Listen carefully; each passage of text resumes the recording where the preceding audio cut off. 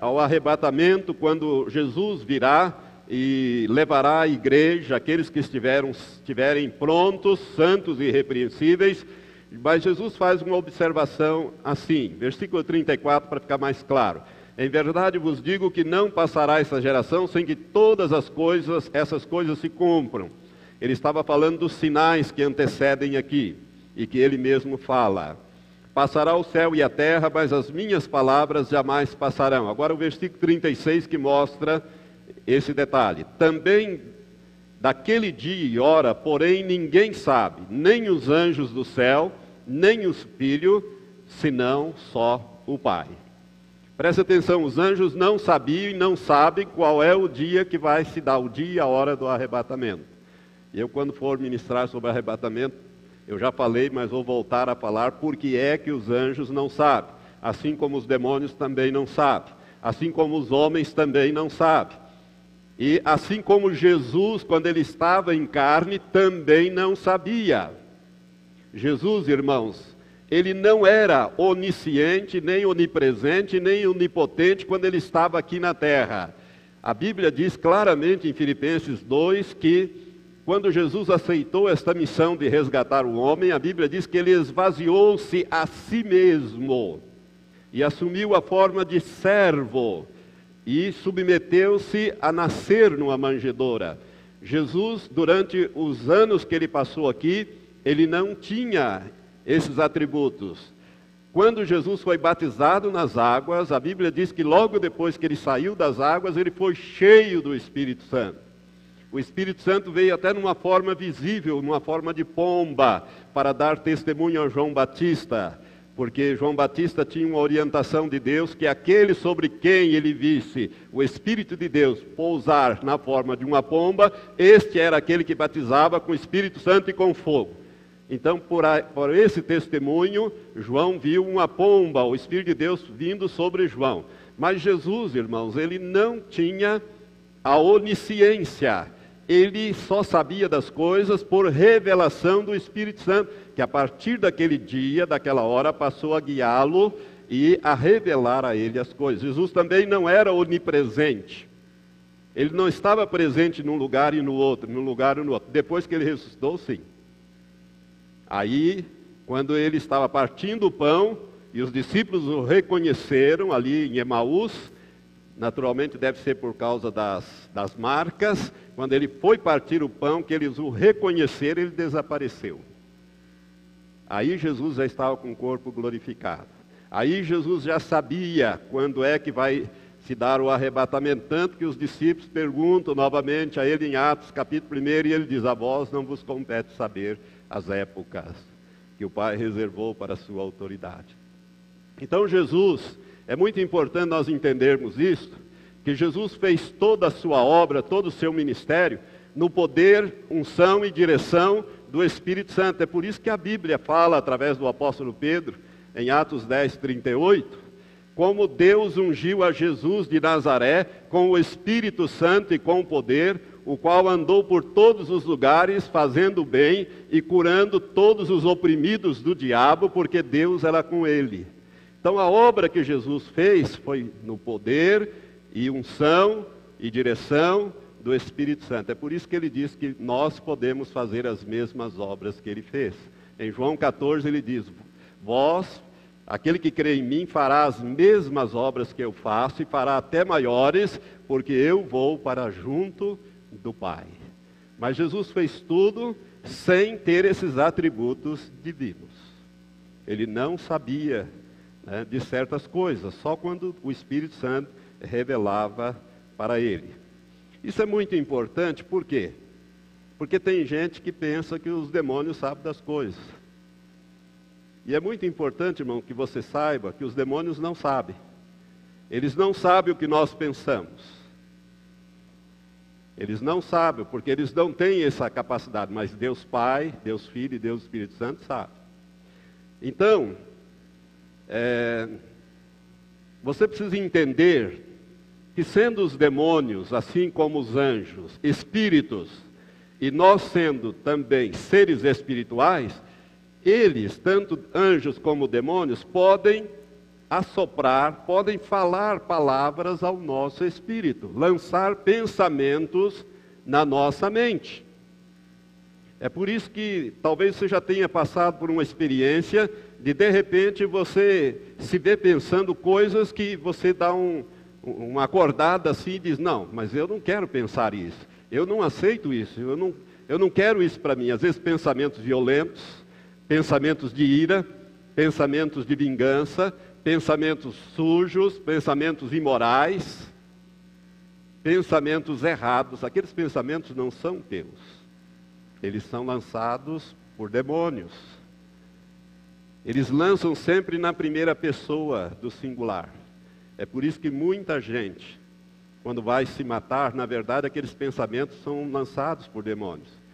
Os demônios dizem, eu vou me matar. Aí a pessoa pega aquele pensamento, pensando que é dele, né, porque nós somos seres espirituais, e verbaliza aquela palavra, torna aquele pensamento em palavra e diz, eu vou me matar. Aí o demônio está do lado e já sabe o que ele está pensando.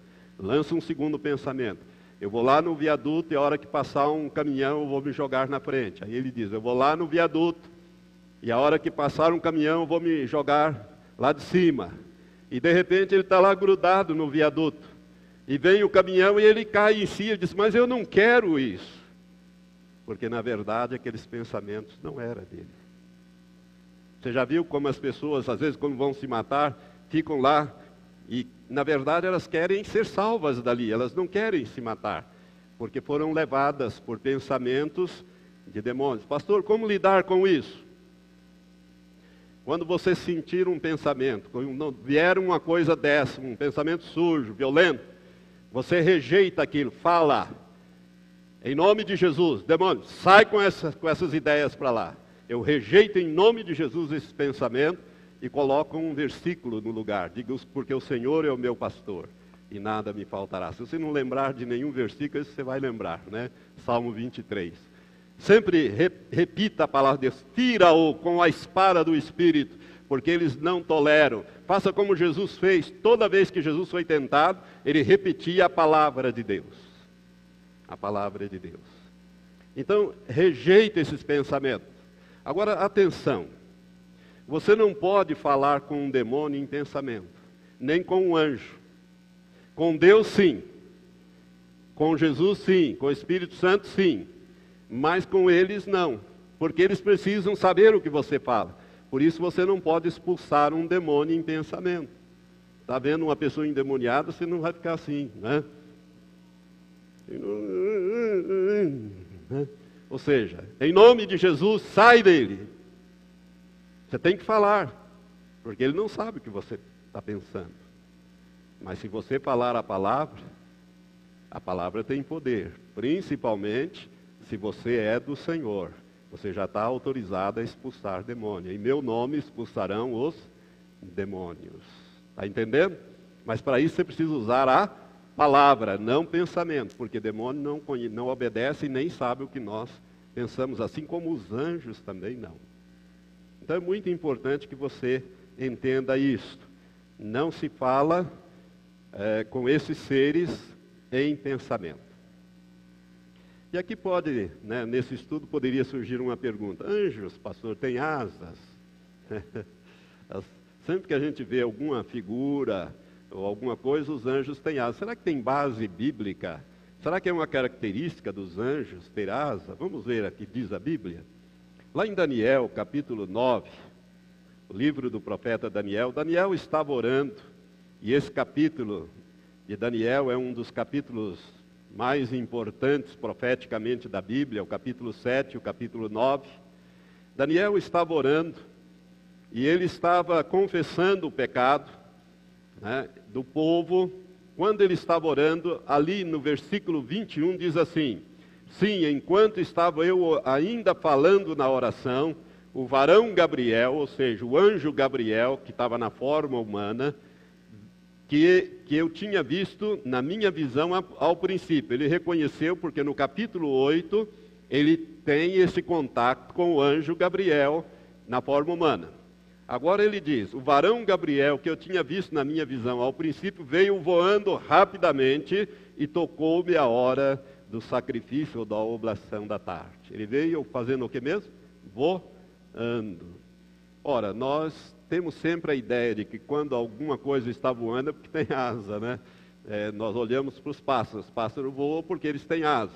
O homem construiu o avião e quando construiu o avião não fez um tubo, ele fez, né, na forma de um pássaro, com asa, para planar, para se sustentar no ar. Então a ideia de asa em anjos é válida, vamos dizer assim.